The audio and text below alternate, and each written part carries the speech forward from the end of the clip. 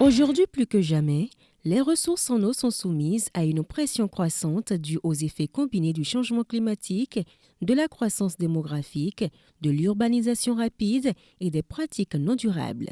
Face à cette réalité, les collectivités locales, en première ligne, doivent être outillées pour assurer une gestion intégrée et participative de l'eau.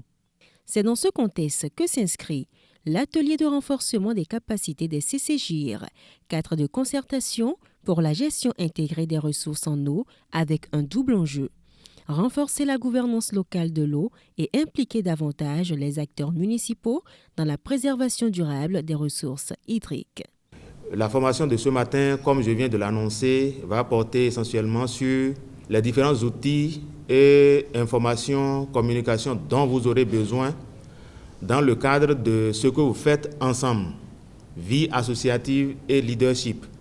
Comment est-ce que, en tant que comité au niveau des communautés, auprès des actions J qui ont été réalisées sous OMI Delta à travers le projet PSLO, d'une part, et depuis 1 an et demi, sous le projet SDLGO, comment est-ce que vous allez vous y prendre en tant que membre de ces différents comités-là, CCJ, en matière d'association, puisque l'année dernière, 2024, vous avez demandé et nous vous avons aidé à élaborer des plans de renforcement de capacités dans lesquels vous avez exprimé un certain nombre de besoins.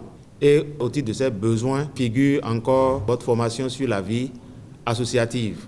Du 26 au 27 juin 2025, les participants ont été formés sur des thématiques clés: la vie associative, le leadership local, ainsi que leur rôle et responsabilité dans la protection efficace des ressources en eau. À travers une pédagogie participative, des échanges dynamiques, des études de cas et des travaux de groupe, les participants ont pu s'approprier des outils concrets. Nous avons abordé la question de la gestion de la vie associative avec ces communautés. Et l'outil utilisé, c'est l'histoire en hiatus, qui est vraiment un outil assez interactif.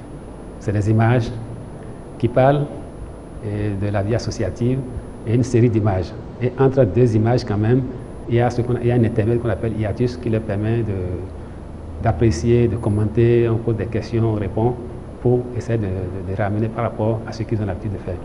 Donc après ça, nous avons abordé un autre outil qui est le CEPO, qui leur a permis de faire une évaluation des expériences de gestion. Cet atelier n'est pas une fin en soi, mais un point de départ vers une gouvernance plus inclusive et proactive des ressources en eau.